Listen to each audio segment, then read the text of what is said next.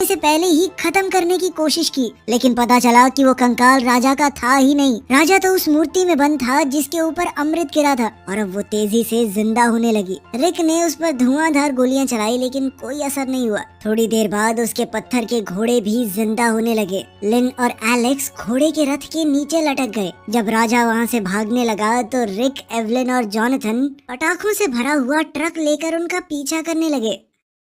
रिक ने एक रॉकेट राजा पर छोड़ा लेकिन राजा बच गया और रॉकेट एक लोगों से भरी हुई गाड़ी से टकरा गया, जिसके बाद वहाँ जबरदस्त धमाका हुआ। जब एवलिन ट्रक राजा के करीब लेकर आई तो रिक ने मौका देखकर एक घोड़े पर छलांग लगा दी। रिक ने अपने घोड़े की रस्सी काट दी और एलेक्स को पीछे से अपने साथ आने के लिए कहने लगा, लेकिन एलेक्स अब भी अपने पिता की मदद लेने को तैयार नहीं था। इसी बीच सिचुएशन और खराब हो गई। राजा ने एवलिन के ट्रक के पटाखों को आग लगा दी और रिक का घोड़ा बेकाबू हो गया। लिन और एलेक्स राजा को रोकने की कोशिश करने लगे। इसी दौरान जनरल यांग ने लिन को गोली मार दी। एलेक्स उसे बचाने के लिए आगे बढ़ा लेकिन वो अचानक ही फिसल गया। बड़ी मुश्किल से पीछे लटक कर वो जैसे तैसे बच पाया। तभी लिन ने उसकी मदद की और कहा कि गोली मुझे लगी ही नहीं, लेकिन तभी यांग ने रथ को घोड़ों से अलग कर दिया जिससे उनका रथ हवा में उछल गया। राजा ने अपनी ताकत से सड़क को बर्फ में बदल दिया। लिन और एलेक्स अपनी सीट को संभाल नहीं पाए और वो सभी एक चाइनीज फेस्टिवल के बीच में घुस गए जहाँ रिक और एवलिन भी थे। सभी लोग जैसे तैसे इधर उधर टकराने से बचे।